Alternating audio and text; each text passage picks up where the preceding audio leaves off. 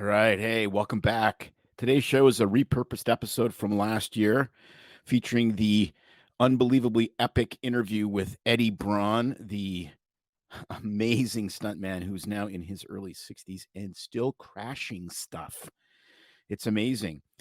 Why this episode now? Well, kind of an interesting story. May is in Hawaii now and bumped into a special effects coordinator by the name of John Hardigan. And they started chatting and they had a nice conversation for a couple hours. And it was really quite interesting because, of course, he's big friends with Eddie because Eddie does all this stunt coordinating and whatnot. And interestingly, John Hardigan is the name of Bruce Willis's character in Sin City. So they worked together and Bruce adopted that name. So this guy has his own action figure, which is something I always wanted. So I was kind of jealous.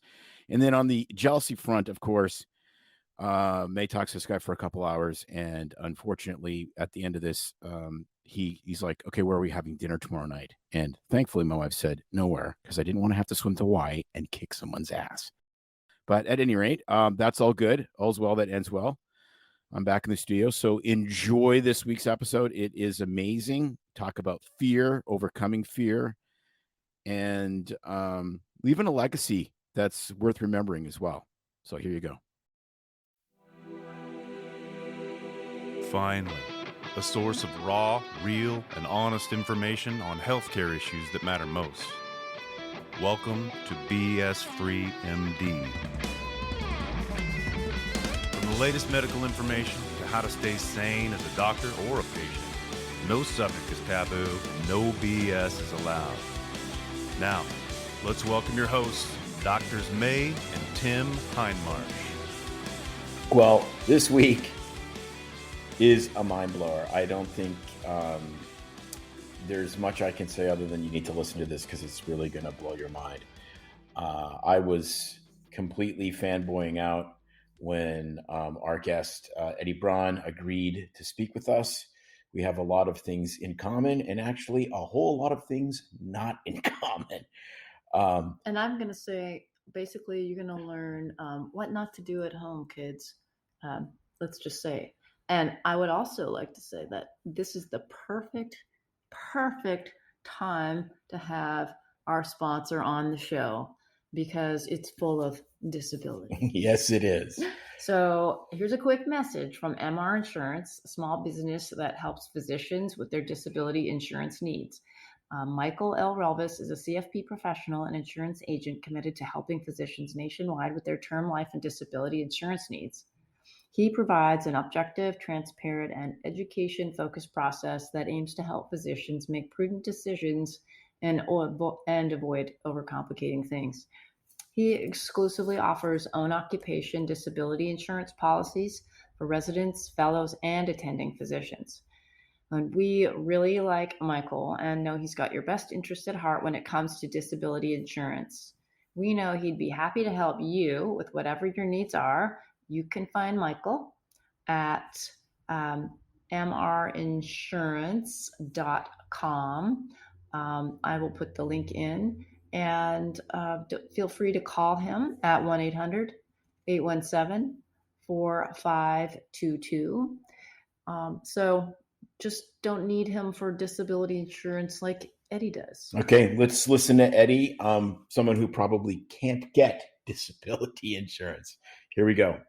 Well, I'm taking the introduction of this one this week, May, because I'm kind of fanboying out again. We have Eddie Braun, who a lot of you out there may or may not have heard of, but I guarantee you every single person listening has seen his work and seen his work probably multiple times.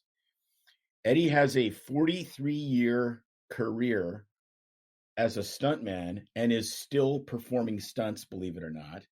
I became aware of him several years ago when he completed Evil Knievel's work at Snake River by blasting a steam-powered rocket over the canyon. And he now has a documentary on Disney Plus called Stuntman, which, if you're me, you need Kleenex because I found it so Yes. moving. So, Eddie, welcome to BS Free MD. We just are so thankful for your time that you're giving us today. Well, thank you so much for having me. I'm humbled at the introduction, and I'm privileged enough to that you guys warranted the time. So thank you for having me. Oh, you're very welcome. So, I think the first question I'm going to ask is, how many car wrecks have you been in? I don't know. Suffice to say, I would say over 500 easily. Those are purposeful car wrecks. Correct. Yeah. In one film alone, Blues Brothers 2000, which was the sequel to Blues Brothers, in one film alone, I did 26 massive car crashes in that, and that's just one film. Okay. Oh gosh. Okay. Let's back up a little. I got to back up a little if it's okay. So, tell us how you got started in the industry doing this. Well, I had no family or friends in the business in Hollywood. I grew up in Southern California, which I live still to this day. As a child, I met Evil Knievel. Okay. Now, in order to know who that guy was to me as a child, in the 70s, this guy, Evil Knievel, was like a rock star incarnate. I mean, the man wore a cape. Come on. So I met him as a child. And from that moment on, meeting him, I didn't want to be anything else in life but like him, along with a complete generation of kids at that time. I wanted to be like Evil Knievel. So much so that my first injury after meeting Evil Knievel, I got on my Schwinn Stingray bicycle and attempted to jump a lot of trash cans. And I wrecked massively and broke my arm. But you know what? I was so thrilled because I was like Evil Knievel, even though my arm broken and had to wear a cast. But that morphed into wanting to become a Hollywood professional stuntman, in which I was lucky enough to start at 17 years old, and I've been doing it ever since. So, is there like Stuntman University, or how do you, you said you decided you wanted to do this? How do you just decide to do that? Well, or where do you go for training? Well, there is no formal training to be a stuntman. There's none. However, and especially at that time of period in time, it was the beginning of the heyday of the what I call the 80s cheesy action TV shows. You had Hardcastle McCormick, you had BJ and the Bear, you had the Fall Guy, Dukes of Hazzard. You had all these shows that were pure, just cheesy action. And I just doggedly showed up at sets and started to meet people. I just would never give up. I was a 17-year-old kid with basically nothing to lose and as stubborn as could be. And I befriended a couple of these stuntmen, and slowly over time, they brought me in and tutored me. And, it's kind of an apprenticeship. Yeah. You earn as you learn, and you work your way up the ladder. When I got in, they called it, you had to go through Peckerneck Tech before you ever got in the NFL. You had to be a Peckerneck, and you had to graduate Peckerneck Tech. And what that was is basically a hazing of doing all the miserable work. And if you could handle that for a while, then you'd slowly get yourself in. So yeah, no, I'm sorry, we have that in medicine as well. It's called internship. Yeah, pretty much same thing with stunts. You are a Peckerneck before they ever even really look at you and acknowledge you. Wow. Interesting. So I'm seeing a theme here, and we'll get into it a little bit more as we go on with the interview. But this willingness to not give up is obviously a theme that's carried you through your entire life. Oh, absolutely. In school, see, I had no big special skills that a lot of these stunt performers nowadays. It blows me away. These kids, they are super talented, whether it's gymnastic or fighting or any of these unbelievable skills. I had none of them. However, what I did have, and I learned this in school in football, I wasn't a big guy in football. In fact, I was rather small. However, uh, I could take a hit like nobody else, and I was tenacious in never giving up. And that carried me through football. I mean, even my coach said, "Oh my God, I don't know anybody else that takes a beating like you and still stays on the field." And that carried me into my adulthood and stunts. I didn't have particular skills, but I did have a set of balls, and I would go for it. And I always said it's not how many, it's not the hit you can give, it's how many hits can you take. And I just never give up, and am not, whether it's stubbornness or just tenacity or maybe a combination of both. I just ended up always being the last man standing in certain situations, and that gave me opportunities. Yeah, I think that's one of the themes of life. I think the perseverance and the art of suffering.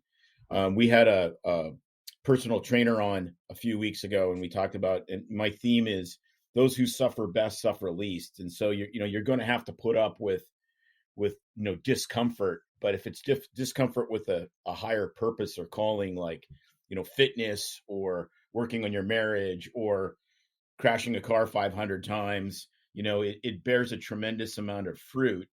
Understanding that. So when you started back in 1980, how much of stunt work was hold my beer and watch this?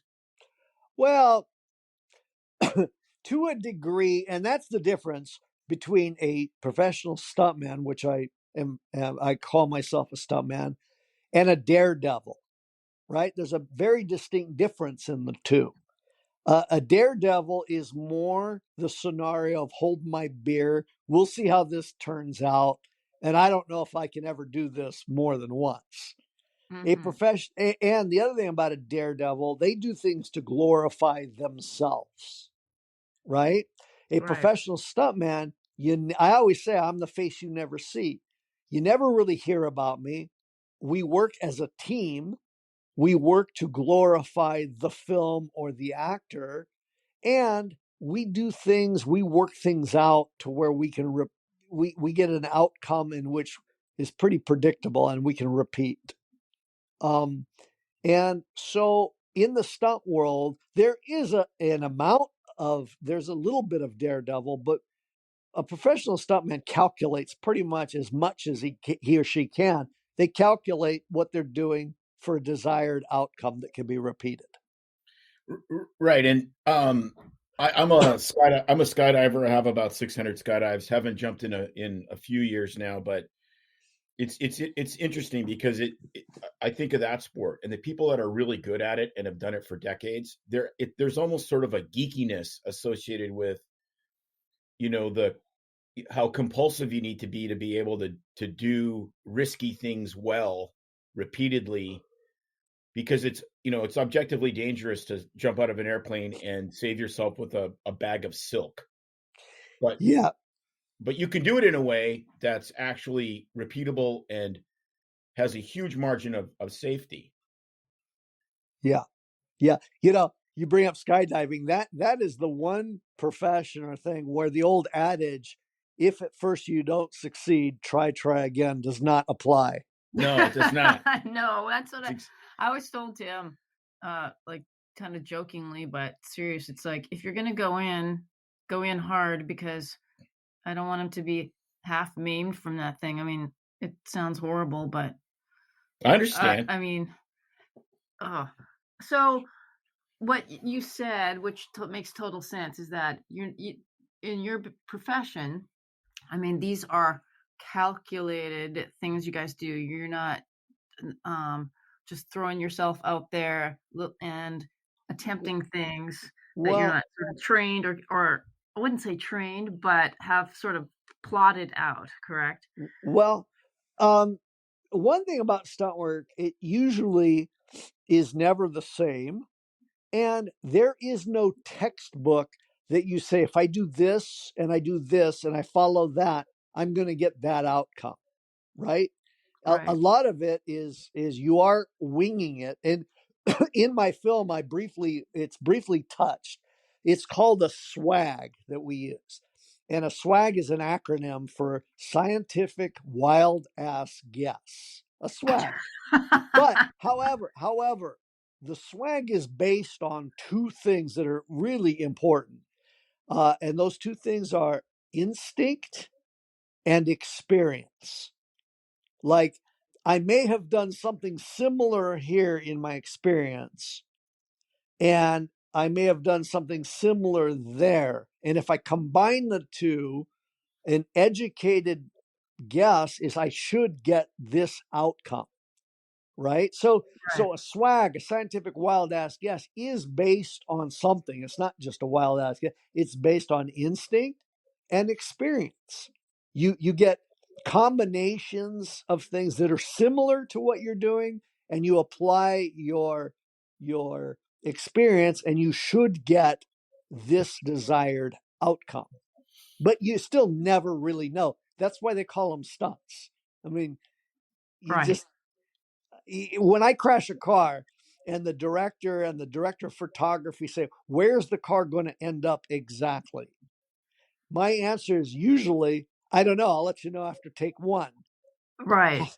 However, my experience and my instincts say if I go at this speed and I hit the ramp at this angle, I should end up over there somewhere. Right. So a Wow. swag is a scientific wild ass guess. However, it's based on a couple of fundamental important things. So something really struck me in the film, and which is you're a normal person with a long-lasting marriage and 4 kids. We know we've been invited on other podcasts and have done marriage seminars and whatnot. And the thing that people freak out about is you're 2 doctors and you're still married for 30 years. How is that possible? And I'm like, well, educated people still stay married. So you seem, having hung around a lot of drop zones, mountains, etc., you seem to kind of not fill that high sensation seeker kind of vibe where, wine, women, and song. Here's Eddie blasting over Snake River Canyon in a steam powered lawn dart, and then the next scene he's joking around with his 4 kids and his wife of what, almost 40 years. Well, first of all, I wish I could take credit for a lot of that, but I'll start off by saying I got a lottery ticket with my wife. I mean, I don't deserve her. I cannot fathom how I've put her through the crap that I've put her through because we couldn't be more polarly opposites in the sense of, I mean, we're grounded in certain things in common, of course, but she's very quiet, low key, and, sweet. Me, I come in like a hurricane. I'm loud, I'm clumsy, I am audacious in some of my things. I just don't know for the life of me what Yoda mind trick I must have pulled on her for her to stay with somebody like me. So I can't take credit for that. You know what? I just got lucky and got a lottery ticket. Every once in a while, a blind squirrel finds a nut. That's funny because it really reminds me a lot of Tim and I, although your wife's probably much smarter than me because I've gotten dragged into Tim's escapades because he makes it sound so fun and he's like, come on, you got to try this. So, I'm the one that's gotten roped into doing all these sports with him. And then of course I'm the one that gets hurt and pays the price. Well, I got to tell you, whether it be right or wrong, I've been in my profession for a long time, and I know, and in my profession, I've also been in Hollywood, and I shield. It's worked for me. I shield my wife and my family from most of it. I compartmentalize. Uh-huh. meaning I don't have to tell my wife and family that what I'm doing every day. At the end of the day, if it goes bad, I could possibly end up in a trauma center. There's no reason to tell them that. And so I shield them from a lot. In fact, if you didn't know what I did, you would never guess what I did. My house, there's not one picture in my entire house of me doing a stunt or anything to do with Hollywood. There's not one photo on any wall that shows all of that. So at home, I'm just the regular guy, the day, after I crossed the canyon in a rocket, the next day or whatever, I'm picking up dog crap in the yard and moving cars around and taking out the trash. I mean, you would never guess what I do for a living. And that's by design. Right. Because what I do is my job. It's not what I am. I'm not an adrenaline seeking junkie I'm just a regular schmuck, but my day job happens to be pretty exciting, but it's not who I am. Okay. I think that's huge. Yeah, no, I'm getting chills. I think that's a really great segue into kind of, one of the big pushes why I wanted to talk to somebody in this industry or action sports or whatever is the whole concept of safety. I used to drive my kids absolutely nuts. They'd ask me, Dad, is motocross safe? Is skydiving safe? Is whatever? And my answer was always the same. No, because nothing is safe. And, I think that a life well lived is a life that has risk in it, but it's not reckless. Like there's a difference between recklessness and risk. I mean, you do dangerous things for a living. I still love riding street bikes, which is probably objectively one of the most dangerous avocations I've had, but you do it in such a way where you mitigate as much of the risk as you can. And that's what allows you to have a full life. This dedication to safety that we've really been almost in like a fear cult over the last 2 years has really just driven me almost around the bend. Yeah, I couldn't agree more with you. I like to tell, when I go in these meetings for these films or these commercials I do, I inevitably hear from the producers, well, we want to be 100% safe. I said, you want to be 100% safe? Oh yeah, that's our focus. That's our aim. I said, that's commendable. If you want to be 100% safe, we shouldn't do stunts at all. Right. Because there is a reason they call them stunts. Stuff happens. I mean, I tell them, hey, Michael Jordan, even Michael Jordan misses baskets in the playoffs. Mm-hmm. Stuff, it happens, stuff happens. But you can do these things and be as safe as you possibly can, and approach it like that, not approach it reckless. But, it's still stunts and it's still exciting. And if you're going to do that for film, it's going to be somebody taking the risk.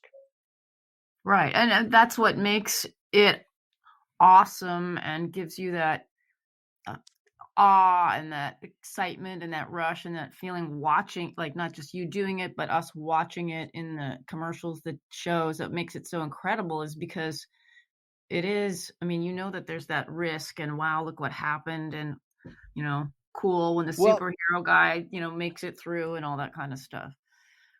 One of the things that producers and people always say, and then I have to talk to them a little about, they said, we want to do this action sequence, with all these stuntmen. We want to do all this, but we don't want to hurt anybody. Right. Mm-hmm. And I said, that again, very commendable. I appreciate that outlook. We don't want to hurt anybody, but guess what?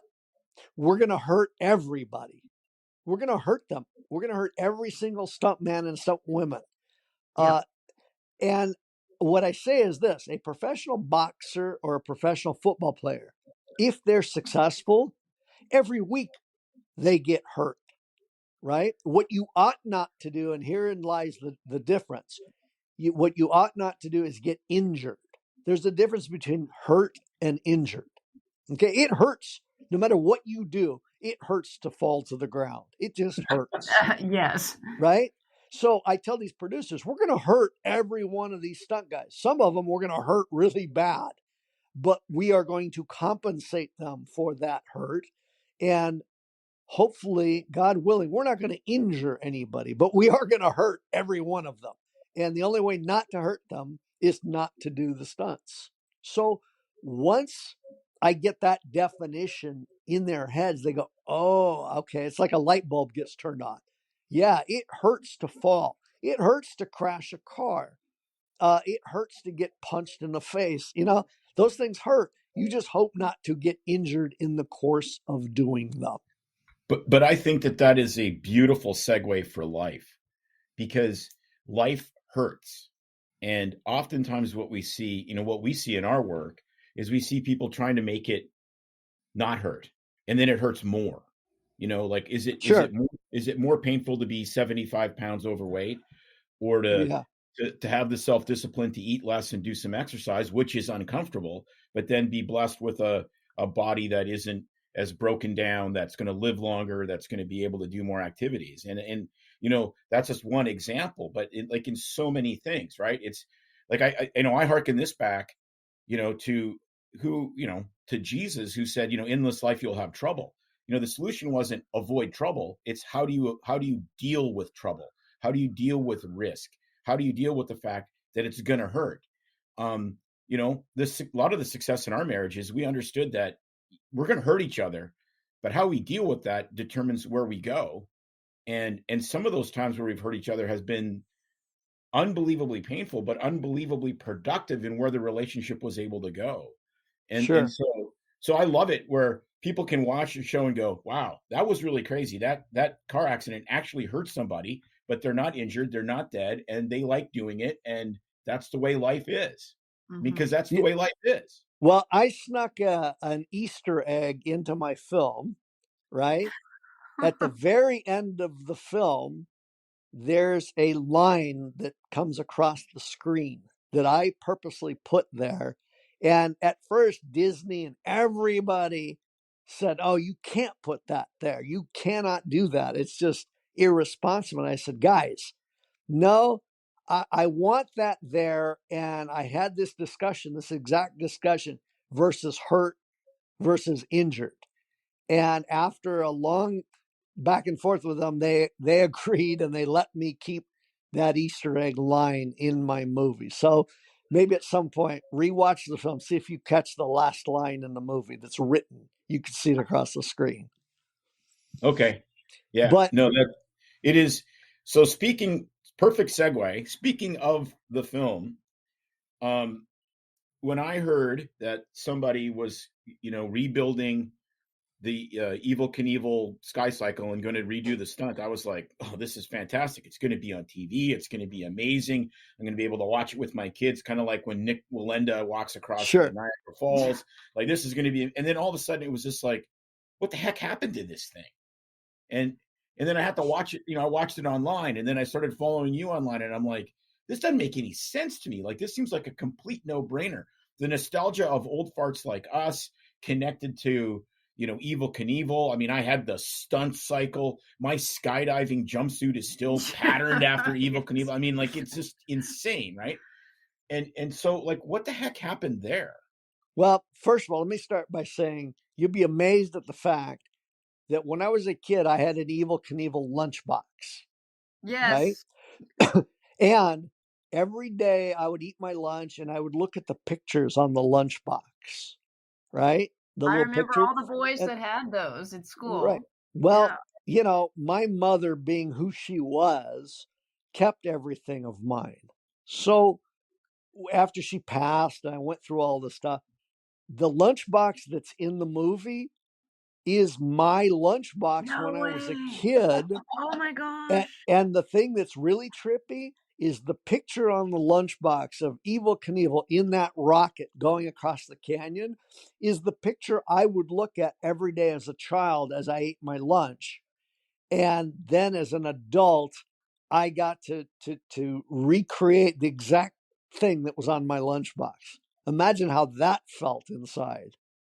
That's just, there's like no words. Wow. Yeah, and It- I'm it- actually, as we speaking, I'm looking at the lunchbox Oh, now, do you have which it? is You should which is tattoo it on your body, like it. well, no, but I will speed over. I don't know if you could see in my office. Oh, look at that! Oh my That's gosh! Yes, that's the yes. lunchbox that I, in my office. At home I don't have any pictures of any stunts, but in my office it's kind of like a clubhouse, and I Uh-huh. do have some pictures. Um, I have my helmet that I wore in a There's your evil case is helmet. there, and then of course I have my lunchbox. Your lunch. I love that. Oh my gosh. So of That's course I've got awesome. Elvis Yes, of because course. Answer yeah, my Elvis. office is so totally separate from what my home It's life is. wow. So, So I was gonna uh, say, so what you, I mean, for you, that was the obviously. I mean, you would think it would be the penultimate to replicate that stunt and land and successfully pull it off, which you did. Um, did you ever dream like when did you start dreaming about doing the jump? okay. In after a career that I'm pretty satisfied of in my life, I knew I had to start like winding down, you know? I knew this just as a physically as everything. And I thought to myself, the whole reason I became a stuntman was because of Evil Knievel. I said, how cool, this was just a wild idea. I said, how cool would it be to finish out the one thing he walked away from, the one thing that uh, he was unsuccessful at? How cool would that be to cap off a career like that? And I thought, well, wait a minute. Let me think about this from a stunt coordinator's perspective, right? I'm a stunt coordinator. Mm-hmm. I did all three of the Jackie Chan Rush Hour movies. We had to come up with these action sequences and pull them off without like killing anybody, right? Right. So I thought, what if I looked at this rocket thing from a stunt coordinator's perspective? What if this was a James Bond movie or something? And they said, listen, you got to get a guy from point A to point B across a canyon in a steam power rocket. How do you do that as a stunt coordinator? Mm-hmm. And I started looking at it like that. I said, I could probably pull this off.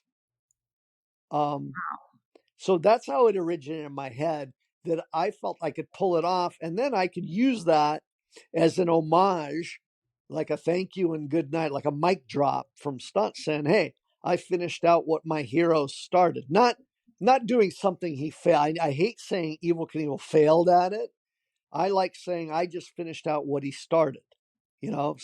Same team, because I'm the kid he inspired. Right. A professional baseball player, if he comes in the eighth inning and closes it up, he's the first few guys that were pitching aren't losers. They didn't fail. They're just all part of the same team. So I figured if I could pull this off, I would finish it out, be the closer of what he started, and everybody could ride off into the sunset with a cool story. I I mean, love that. I love so that. so I got to go. There was a very purposeful reason I called my rocket the Evil Spirit and not the Eddie Braun. That goes back to the Daredevil thing. This wasn't really fully about me. It was about what inspired me for the career that I was pretty content with. And that was, Evil Knievel. So I figured I'll call my rocket the Evil Spirit because it's in the spirit of evil that motivated me to get to that point. so, And what I'm just gonna say, what I'm hearing is, I mean, you're a humble man, and I mean, I just know that in my life and what I've seen is that humbleness and ability to recognize, I mean, have that is what probably keeps you safe, alive, um, honest with what you're doing. Because you're right, anybody that's going to be the daredevil has arrogance, gets themselves into trouble and doesn't live. And I mean, I grew up with a dad who's a bush pilot, and I know there was a lot of things that happened. And he said, there's no old, bold pilots, just old, smart pilots, because, we lived in northern Canada and there was a lot of bad weather, and you really had to you couldn't do crazy stuff. And it was kind of, some of the stuff was the same. He would come home and he wouldn't talk a lot to my mom or me sometimes if he was gone and there was trouble and it's 40 below and the plane didn't start, because it was, not the same as you, a little dangerous. But he lived and had a successful bush pilot career. He's like 85, and when a lot of his friends died. So it's that humbleness that I recognize. I don't know about, I don't know how humble I am, but one thing I have been privileged and fortunate to watch working in this profession in Hollywood is I've seen a lot of these actors and actresses and directors, by and large, a majority, I won't say all, but a majority of them are narcissists. They're narcissistic. It's got to be about them. And all that's done to me is show me, God, I don't want to be like that. Right. I don't want to be that guy or that girl. So I've seen a lot of narcissism in Hollywood. I don't think it's any strange No, there's no fact that, surprise. right. So for me, my personality, I never wanted to be like that, nor did I ever feel entitled to be like that. So, I always hold in check, I'm just a regular guy, and I love that. I mean, I'm happy being a regular guy. I get to do some fun, cool stuff. I'm exposed to a lot of cool stuff. And you know what? At the end of the day, that's okay. That's enough for me. I don't need to be the grandstanding guy or what. I see enough of that. One of the guys that I've always respected, never met him, but always how he was, and he was great, is the quarterback, Joe Montana. You familiar with Joe Montana? Oh yeah, of course. Okay. At the end of the day, this guy would win the Super Bowl. This guy he would very gentlemanly, there wasn't fist bumping and high fives and chest pounding. He would walk over like a gentleman and shake hands. Very, very the decorum of how he carried himself was very classy. And this guy, and that's a guy I always wanted to be like, Joe Montana. Always cool as could be, and carried himself like a gentleman. So the one thing I did ask for all the people that were involved with me on the day of the jump, the rocket, I said, guys, you got to do me a favor. If we succeed, if we happen to succeed, I do not want to see climbing on top of things, raising your arms in the air like you're the greatest, or chest bumping. I mean, YouTube is full of videos like that. And there's nothing wrong with it. That's okay. But in my world, if I have a say so, I would love nothing better to see a few handshakes, a few hugs, and that's it. I mean, life goes on. Because I didn't want this to be a self-glorifying thing. I just wanted it to be a cool thing that at the end of the day, everybody was really proud to be associated with it. And then then life goes on. So, wow. So, totally encourage people to watch Stuntman on Disney Plus. I watched it a couple times, and I really do. I don't know exactly what the chord is in it, but I find it incredibly moving because, there's that classic story of overcoming all of these difficulties, having two networks chicken out, having to self-finance it, still making, the documentary on your own, all of those, and then overcoming all of that in this absolute literal blaze of steam glory is just, I find it so resonant to kind of my soul. And well, I'm glad. I'm so touched and humbled to hear that. I really am, because it means a lot to me, that people actually enjoyed it and got something out of it. I guess my main message, if someone said, what is the message you'd like people to take for me in my life that's gotten me by, is been my word. Let your yeses be yes and your no's be no. Okay. That's how I try and live I'm no angel, and I'm not, but I try and do what I say I'm going to do. As a stuntman, you better well do what you say you're going to do, because you will have no credibility if you don't. If you say you're going to do something, you better do it. Yeah. But how that translates in my life is I try and let my yeses be yes and my no's be no. So once I got started down this road, I mean, I had to do it because I told everybody I was going to do it. Unfortunately, I had to cross paths with a lot of networks. I mean, what you see in the movie is a condensed version of what I really went through. There were a lot of people that said yes, yes, yes, and then instantly turned to a no, no, no. And I was already well deep into their yeses when I found out it switched to a no. Yeah. And I couldn't let that change my overall objective, which was to do it, or at least attempt doing it. So So was it risk? Was it lawyers? Was it like, what was it that because I just think this is such a no-brainer live television event. What was it? They Well, thought that you're going to blow up or what? well, it was a lot of everything. It was a little bit, there was risk, liabilities. Nobody really wanted to sign off on the fact that I could just blow myself up on national television. It's Evil Knievel had a famous quote, which was so true. Nobody wants to see me die, right?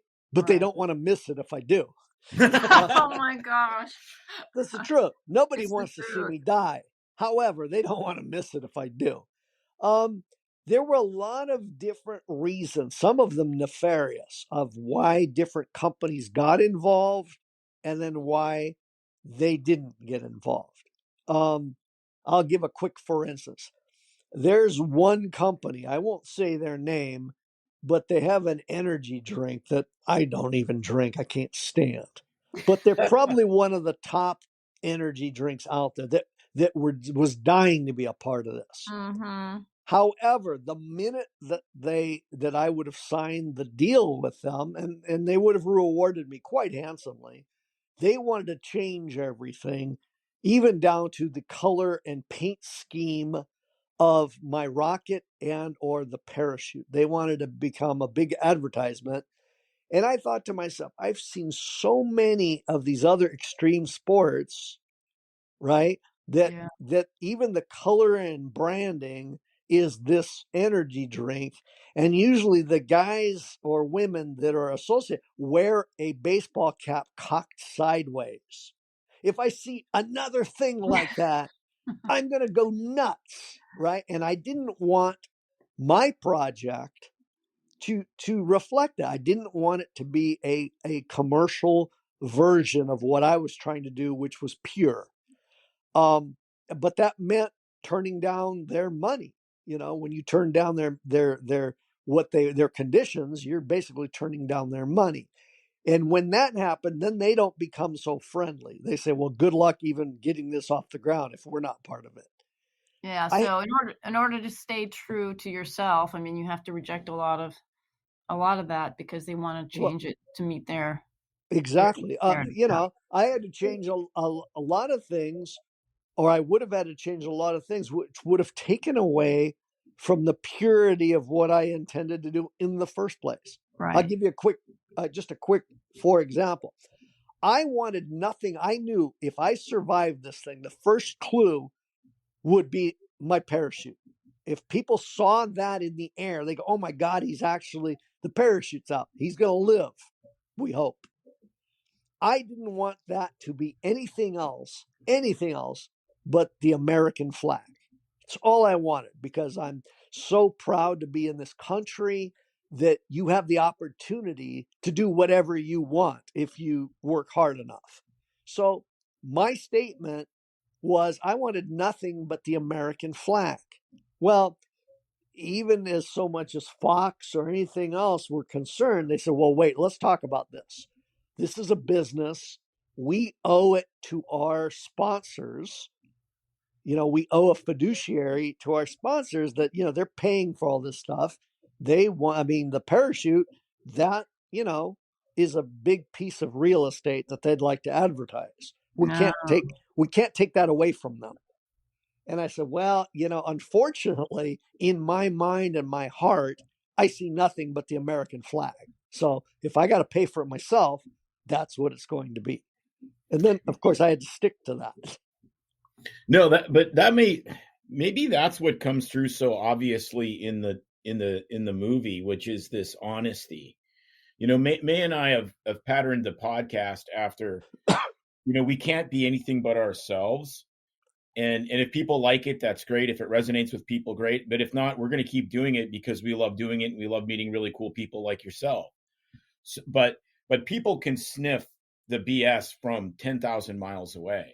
And I'm trying to imagine a certain color of energy drink where you could literally make the rocket into a like Yeah. to the can, right? That you've seen 19 gazillion million times at every motorcycle event or Yes. games or whatever. And Well, I mean, it really would be like, no thanks. well, the other thing to me is I knew in my heart, like if I were watching this unfold, I knew in my heart I had to really do this pure, because if not, I would be, I coined this, if I did it like everybody else would have imagined, to me, I would have been just a really bad Elvis impersonator. If I tried to wear a cape or I tried to go at it in a different way, I would be just a really bad Elvis impersonator. And I didn't want to be that. Right. Wow. Yeah, and that's what's really fascinating about the story, where you take the parallels of what happened when you did this and what happened with Evil Knievel, where Evil was a completely different person. He was truly a daredevil. I mean, he had a vault Yes. in his house in Montana with a gold-plated Harley filled with money Yeah. and gold. He had side women up and down every single state in the country. He did a couple shots of wild turkey before every jump. I mean, well, I don't know that I totally disagree with that. Maybe I've been known to do, but the point is, right. No, but I mean, Evil, Eddie was kind of an obnoxious narcissist to a certain yes. degree. There's a documentary. I think it's the best one made of Evil Knievel. It's called Being Evil. It's put out. Johnny Knoxville put it out. Yeah. Right. It is by and far, I think, the best documentary on Evil Knievel. And it's the segue. It ends with my beginning, which I really love. If you watch the last part of it, is basically my beginning. But Evil Knievel, by self-proclamation, Evil Knievel was the king of the daredevils. Right? Right. And I am not a daredevil, nor do I want to be a daredevil. I don't have the balls for it, and I don't have the personality for it. I'm a professional stuntman. Now, the two worlds do coexist, but I am not a daredevil. I would never call myself one. Like I said, I don't have the balls to be one, to be perfectly frank. Those guys are just out there, they go for it. It's not that I don't go for it, but I'm way too much of a wuss to say that I'm a daredevil. Yeah, I always thought the same of myself. I mean, my mother would always freak out. I'm like, oh, I just got, what did you do today? And I'm like, well, I went water skiing. I rode my motorcycle for an hour, and then I went to the drop zone and did 5 skydives. Oh, it's so dangerous. And I go, no, you don't understand how measured this is. Yeah. I mean, there's high sensation seekers, and I'm clearly one of those. But, so many, I mean, I was involved with 2 recreational fatalities, in a 6 or 8 month period. And the theme is always the same, right? It's the hold my beer, watch this. It's taking a risk that you didn't recognize was there. It's being bold in where you have no right, being bold. And so I've just really been obsessed with this whole concept of risk and how people will text in their phone, which is wildly more dangerous than me riding my motorcycle to Sturgis, but they do it all every day. They don't think about it because they don't see it as risky, because they always get away with it until they don't, Yeah. It's one of the realities of life. I don't mind taking a calculated risk because the rewards can be so great internally, not externally, just internally. It's like the rocket thing. I thought, if nobody sees it, that's okay, because internally I'll know I did it. Yeah. I didn't do it for everybody else. I did it mainly for myself, and that inner piece of like, hey, I really did something that I think is cool. And primarily after that, I did it for my 4 kids. One of the best compliments I got when I got back from Twin Falls and I sat down for dinner with my kids, my eldest daughter said to me, "Well, Dad, I guess it's going to be kind of hard for any of us to say we can't do something when we just watched our dad work his ass off over the years and basically finish out his hero's dream." And Wow. to me, hearing that, I knew I succeeded. At that point, I don't care if anybody saw it. If my kids saw the example of how hard I worked and what I pulled off, maybe I set the template for them by example that, hey, go work your ass off and something cool could possibly happen. No, I mean That's what it's all about, right? I it- mean, I think that's what it boils down to. For Well, me, I mean, we're family people, and that's yeah. been our thing too, is Well, always what examples are we setting for our kids, ultimately how we live our life and what we do, and and that's a and then lot. on top of that, the really the byproduct I could have never dreamed, the epic byproduct that I couldn't dream, is I have a film, a visual thing of an example that is in the Disney library long after I've been gone. So conceivably, my grandkids and my great grandkids and my great great grandkids can watch something, an example of my hard work and the success. And so for me, I left something that hopefully will outlast me. Oh, And absolutely. and that, how do you Absolutely. put a price on that? I mean, that there is no price on that. so which is fascinating because I love the family side of this, and that was something from a sort of outside trying to objectify the risk part. Like, did you ever get pushback from Meg or from your kids where it's like, Dad, this is too dangerous, we don't want you to do Well, this? going back to maybe my selfishness, I shield them. I shielded them from about 80% of everything, much like I do when I go to work. I mean, my family doesn't come to work with me. They don't really know what I do unless I choose to tell them. Same thing with my family was not even there on launch day, and that was by design. I Mm-hmm. thought to myself, if I succeed and everything goes well, they'll be able to see it over and over and over again on film if I'm successful. If I'm not successful and I'm splattered all over the canyon, that is not an image that I ever want to leave my family. Right. Right. Right. So I shielded them along the journey as there was, things didn't work out or there was technical problems. I wasn't going to share that with my family. Why would I? Why would I put them through that? It's not in my nature to do that. So by shielding them, I think I saved them the anxiety and stress and all of that. Um, that's how I was able to do it and justify it. Is why put them through that? I just didn't tell them a lot of it. Yeah, You I know? mean, I understand that because then they're taking on this emotional burden and stress that they are totally uh, like Yeah. unempowered to do anything about, and other than worry. So Yeah, so yeah, I basically didn't tell them 90% of the problems of it, or the risks involved. Um, Even so much is the night before that I was going to launch, I sprung it on my business partner who was there with me, a legal piece of paper that I that I signed and I wanted him to sign, and that was giving him the power of attorney to unplug me or make the medical decision. He looked at me and he goes, "Wow, that's a shot. You're springing that on me now?" I said, "Well, I'm making my wishes known to you now, and I don't want to put my family through any of that emotional stress. Do we pull the plug? Do we not? Is he a vegetable? So I'm leaving that in your hands to shield my family from it, should it come." right. Yeah, Because we I usually didn't want my wife or my kids to have to labor over, do we keep him half alive or do we pull the plug? Or just, I wanted to shield them from it. Why put them through that? yeah.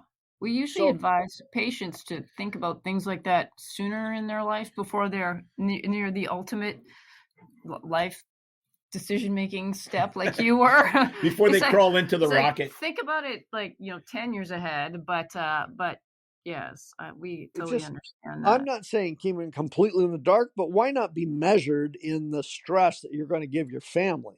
Right. You know, why Right. put them through that? So yeah, to go back to it all, I shielded them from quite a bit of the stuff by design. But it's what strikes me in you telling us this is you can only shield people from that stress if you're dealing with it adequately. Like if you're coming home and you're a ball of nerves, or you're anxious, or you're draining a bottle of scotch every night, people are going to go, Dad, what's up with that? Yeah, no. I agree with you wholeheartedly. It's like I tell my kids about fear, right? Because they ask me all the time. I'm scared of so much stuff. And they ask me, how do you, are you scared? Hell yeah, I'm scared. However, I'm scared about a lot of things. But I tell my kids, which is the truth for me, is it's okay. It's even healthy to have fears. It's how you deal with those fears that define you as a person. Do you freeze up and do nothing? Do you take them on head on and figure out a way to compensate? How do you deal with fear? And because it's a very real thing and it's a natural thing. I tell my kids, it's okay to be scared. I'm scared all the time. It's Right. it's how do you deal with it? Same thing with problems. How do you deal with your problems? Do you deal with them and chip away, or do you fold or do you go drink? How do you deal with your problems? So I knew very well as problems, and several of them came up from different, all sorts of places. I couldn't take that home with me and let it infect my family. It's interesting because we're so good at talking about, how you deal with so many different emotions, and anger and sadness and all this, but fear is one that gets avoided a lot. And like you said, everybody has fear throughout their whole life. Doesn't matter who you are. And it's one of those things we don't talk about enough, but we should. Yeah. Well, and you think of what May and I have gone through. I mean, we've worked almost exclusively in COVID clinics for the last 2 years. And I mean, I've had people, my age that were positive at the beginning of the pandemic when we had really no idea what was going on, but, and just weeping, like, I'm going to kill my family, and just talking people off the ledge. It's like, no, you're not, you're going to be fine. You've been fine for this amount of time. You're going to cough for, weeks, but you're going to get better. And it's just, the power of fear is unbelievable. And it's been, and it doesn't really matter who's in power politically. The narrative just changes, but it's the same thing, right? Like, so you got to be scared of COVID, or you got to be scared of terrorists, or you've got to be scared of this or scared of that. It's this universal club used to keep us in line. And that whole business of, yeah, you're scared, but just, how are you going to deal with it? How are you going to deal with it productively? How are you going to get through it? That's a good life. Well, with stunts, which is, again, the classic thing between a stuntman and a daredevil, I run across guys all the time. I'm not scared of anything. I'll do this, and I'm not scared. And those are the people I steer so clear from, because if a stuntman isn't scared to some degree, then he either hasn't been doing it long, or he's not a guy that should be doing stunts, because there's always fear, and it's healthy. And I shy away. Like I said, I've run across people. I'm not scared of anything. I'll run into the wall, and I say, good luck with that, buddy. Jeez. It's just right. In stunts, you want people to have fear because it keeps you alive. Well, fear gives you a heightened awareness of what you should be concentrating on, and that is staying alive. Yeah, right. So fear is a very healthy thing. Yeah, no, exactly. It's dosage. It's how you deal. I mean, it's like what Jeb Corliss, who's, I'm not sure if you're familiar with Jeb, but he's probably the most famous wingsuit base jumper in the world. He's got into shark cage diving now. And he said he's always scared of the stuff he does. But for him, it's like fuel. It fuels him to do a better job. It fuels him to do what he needs to do to be safe. It fuels that, and he obviously gets a tremendous amount of benefit at the end when it's over. But he never shied away and say, "Oh no, I'm not scared." It's like, really? Yeah. Yeah. People often ask me, were you scared to get in the rocket? Hell yeah, I was scared. Hell yeah. My. But, I felt a confidence that I had done everything properly and everybody around me had done the things properly, that the outcome should be this, So me, I know all of our friends and listeners are gonna, they're gonna want, if it's okay, gonna go down the road of, all right. So I watched the documentary, the show, and it's showing, what you're doing for a living, and you're rolling these cars, and there's all these cool crashes from all these movie scenes that we watch, and it shows you tumbling this car 3-4 times, and I'm just watching this because we watch NASCAR, and I'll see a crash or Top Fuel, and I'm just like, holy crap! And there's no airbags going off, and you look stunned.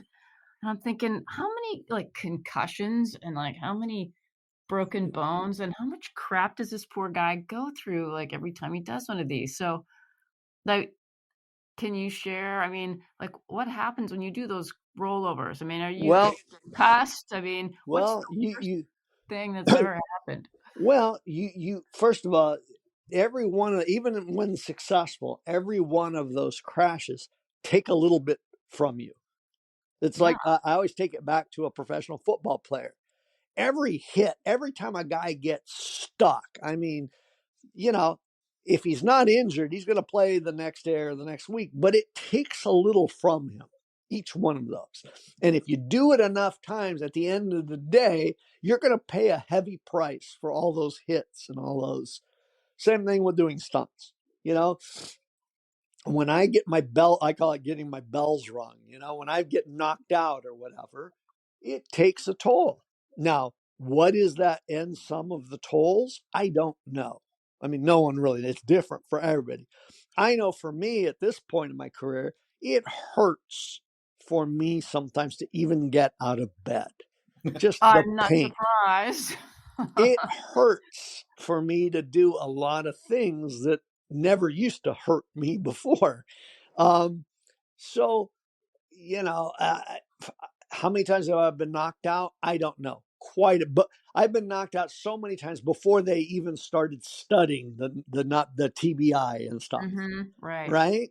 I don't know what effect is it going to have on long term. I don't know.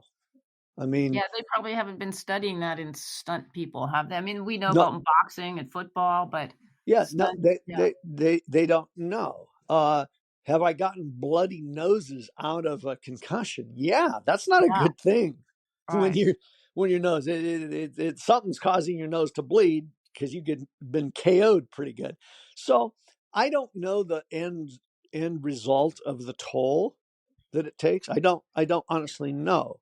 I never thought I'd be doing this long anyways, which led to I might as well start winding down my career and trying to do it in a dignified manner, which led to the rocket, which led to, one thing after another. I'd like to get out while the getting's still good for me physically, and that's the end result of the planning now, to just produce films and not really get beat up doing them. And I mean that. Do you get sidelined? Do you have a doctor on site that says, okay, you got knocked out too many times, you're like off duty for 2 weeks? Anything like that? No, there's no regulation. No, there's no regulation. No, we call it in our profession, because it harkens back to the old cowboy days. The first stuntmen, a lot of them were just cowboys. You just cowboy up, and go back to work. When you figure you can tie your own shoes and walk out the door, hey, man up, cowboy up, go back to work. There's no regulation or no protocol or no, like football now has the concussion protocol. We have none of that. We're stuntmen. Come on. How many broken bones have you had?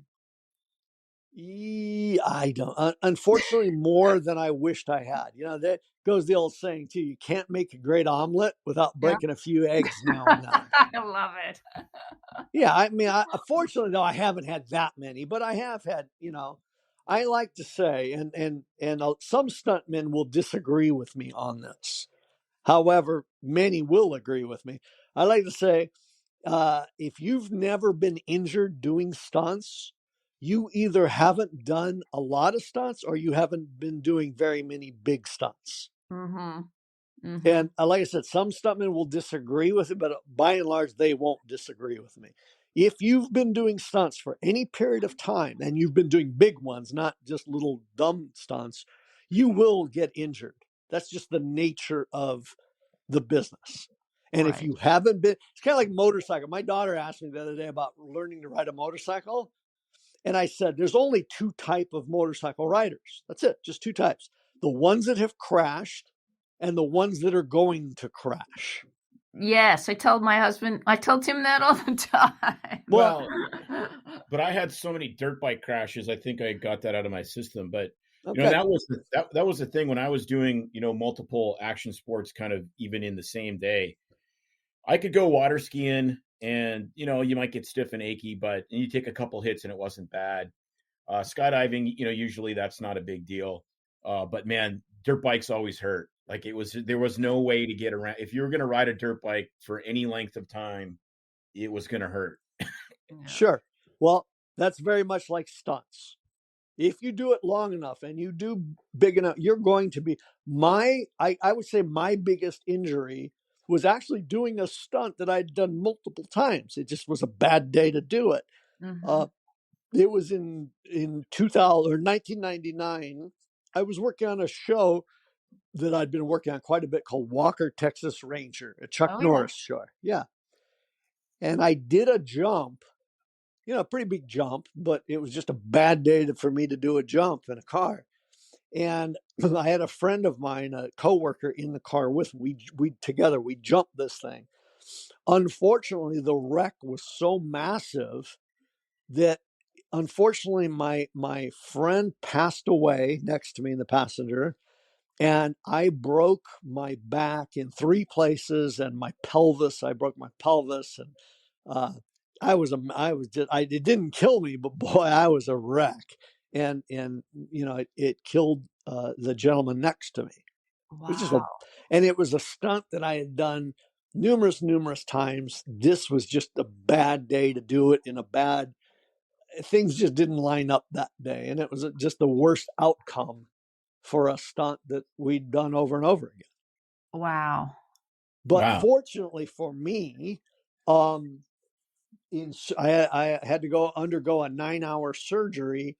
And they put my back together and my pelvis and everything. And I was actually back to work not that I wasn't in a lot of pain, but I was back to work in like 2 months. Jeez, 2 months. Oh my goodness. Yeah, but I wasn't falling down. I was barely walking on the set, but I could get in a car and drive it without crashing. I thought you were going to say 6 months. Yeah, Wow. so it was about 2 months, and then slowly I rehabbed into, well, obviously it didn't keep me many years later from climbing in a rocket and throwing myself across a canyon.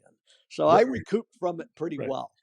You should have heard when we were watching that documentary and I see you landing, and I said, Tim's like, it's a big lawn dart. And I'm like, is he just going to go head first into the ground? And so the words came out of my mouth as I'm watching it. Just like, oh my gosh. Anyway, enough of that. I'll tell you what, the rocket thing is nothing I would ever, ever, ever do again. Nothing about it was really fun. Well, I mean, you could see people have to watch because you have the camera in the inside rocket cam, like looking at you, and it's just you feel like you're in there doing it with you. And well, I just so you know, I was terrified the entire time. Terrified. Even when the parachute came out, I was still terrified. I like to say it was different degrees of terror for me. It really was, because one of the little things, I won't go into details, but one of the little things was in this rocket, the weakest part of the rocket was where I was. We had an open cockpit, which means my head and shoulders were sticking out of the rocket. Oh. Well, that also happens to be structurally the weakest part of the rocket. Right. In one of our tests on something, the rocket folded in half like a taco right at the hole, the opening where I would be, which basically would have decapitated me at the shoulders, right? So as I'm coming in, to the landing with the parachute. I'm still going way too fast. And I am praying, oh God, oh God, oh God, don't let me get DK. Don't let this thing fold in half and cut me off at the head and shoulders.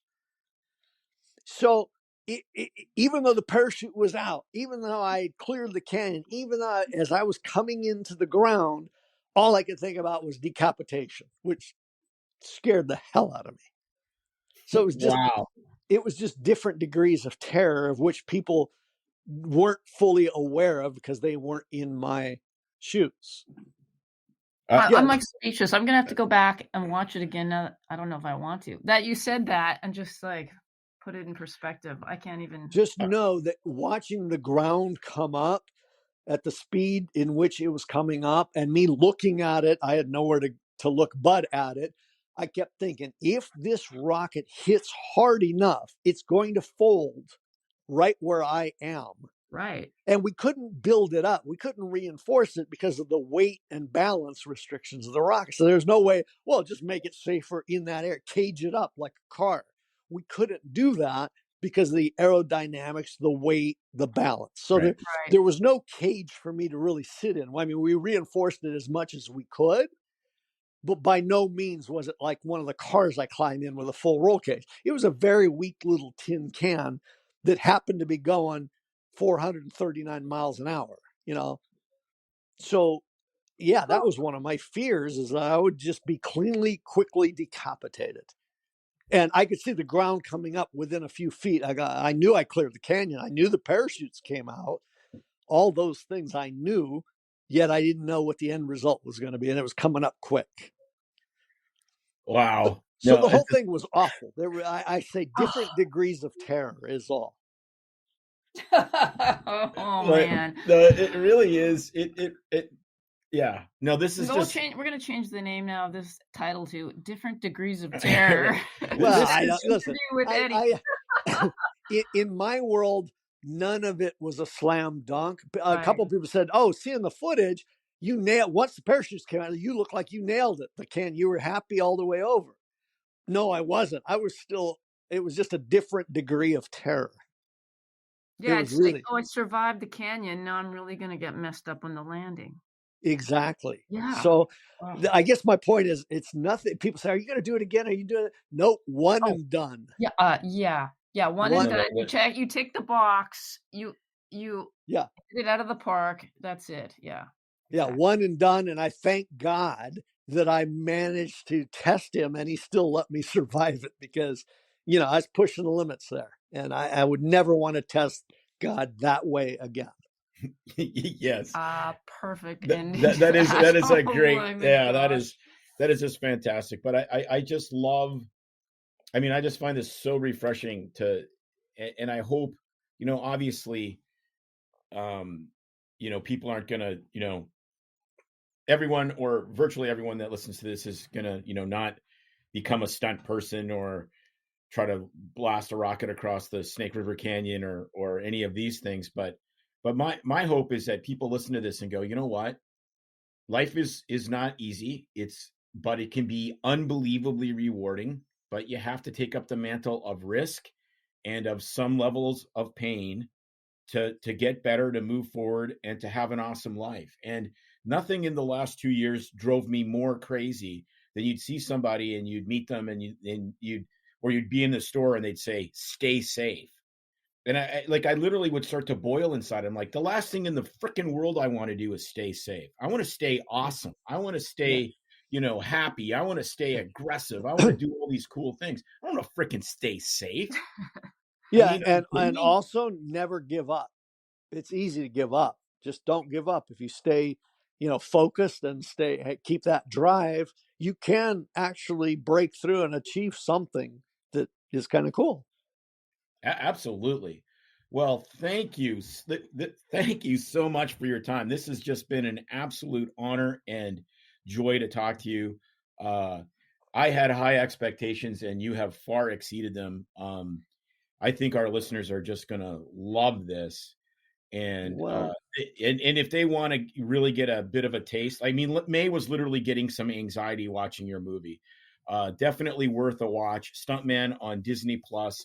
Plus, Eddie got to meet one of my heroes, Slash. So, Oh, yeah, it gets even Slash better. is such a Eddie's good. met all of your heroes, Tim. Yeah, that's right. Slash is a good buddy, and what a genuine, just a good guy. He too is an Evil Knievel fan. So the minute he knew that I was going to do that, he wanted to be. He said, "I want to be a part of this. How can I be a part of this?" And because being a true Evil Knievel fan, I mean, that kind of bonded me with a lot of people. Yeah. That transcended. I briefly, I'll just tell you a quick little story. Is I got all the permissions from Homeland Security, from everybody to launch a missile, right? Basically a missile. It did come down to one guy could have killed the whole project. And this was a guy that was like the head of the FAA, right? Because we're launching a missile across a canyon.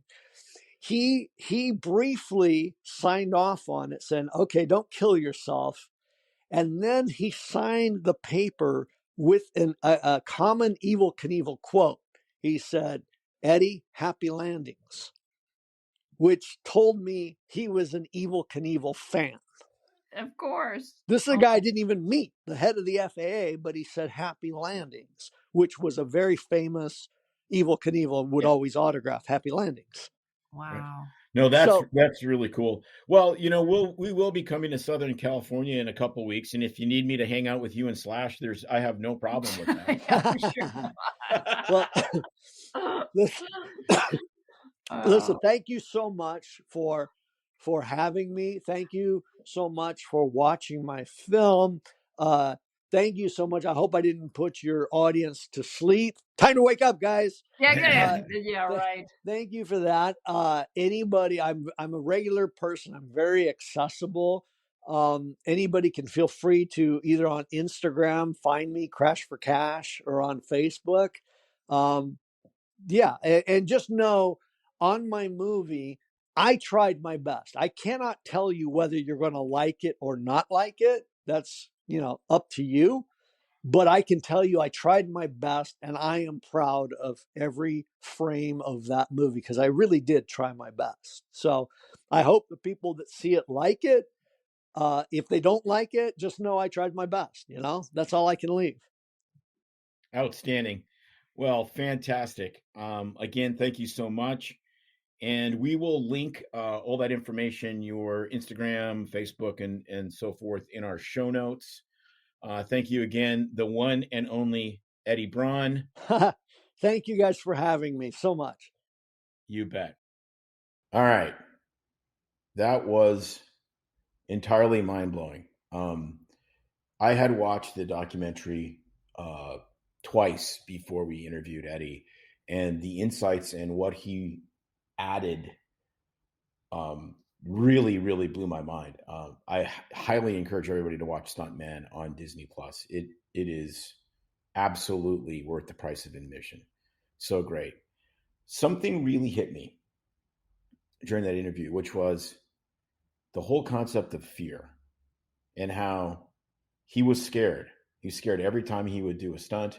He was absolutely terrified. I mean, he said it, I don't know how many times, varying levels of terror with regards to the Snake River Canyon jump. And it reminds me of a quote I saw a few days ago, which is, people fail to live their dreams because they're too busy living their fears. And then I just had an idea that maybe we'll make t-shirts that say, fear is not an excuse. So we are copywriting this because we're re-releasing it now. So don't copy us. But that's really the key. We have lived in fear for the last 2 years. And it doesn't mean that there isn't things to be scared of. It doesn't mean that you aren't going to be scared. But you need to sit down, rationalize, your preparation and whatever, and don't let fear get in the way, because everyone gets scared. This idea that only the fearless do scary things is completely ridiculous, and it needs to be killed. I'm just thinking more t-shirts, but you can pre-order and we'll do it that way. We've made t-shirts. I think there's still some in the attic. Yeah, but we need to act alive now. Come and get them while they're hot. Yeah, exactly. Or they might come back as retro. It'll become retro. So anyways, that was just spectacular.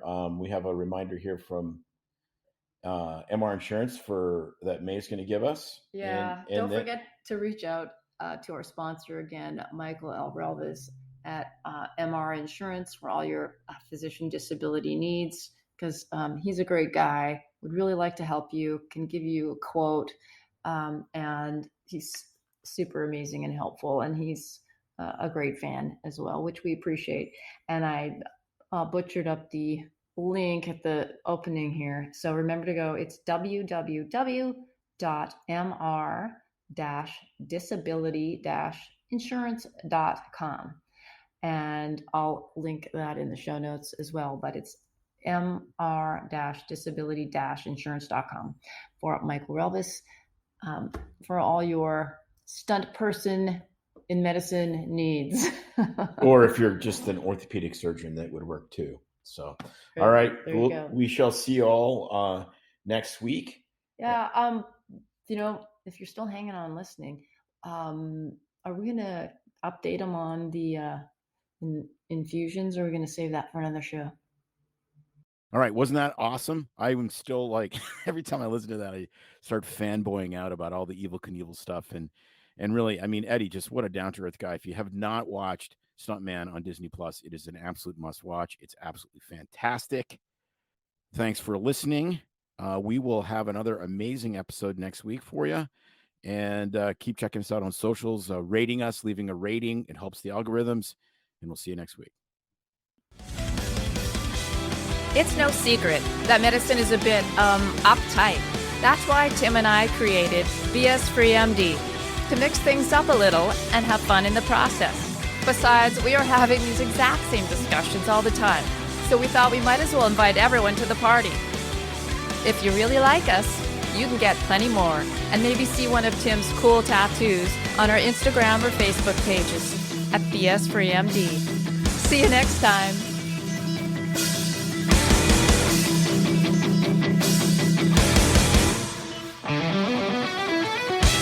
While we try to keep BS Free MD as raw and real as possible, we can't be held responsible for any medical decisions or discussions had as a result of what you've heard on the show. We know, bummer. But the truth is, we really do care about your questions. So feel free to reach out to us by email at doc@bsfreemd.com. Tim's fascinated with all the silicone in Silicon Valley. It shouldn't be. That's right. Anyway, are you going to get some silicone? How about lips? No, lips. I get big duck lips. I need big duck lips. Will I look more attractive? And then like big booty implants. Maybe some pec implants. Anyway, you don't want my chest bigger than it already is. You bitch about it being too big as it is. I'm here for the wine in California. The wine and the cheese, just the wine, not the silicone. We got an entire wine cellar at home. Oh, it's not nearly full enough. More wine, please. You're good at whining. You've always been good at whining. Bugger off.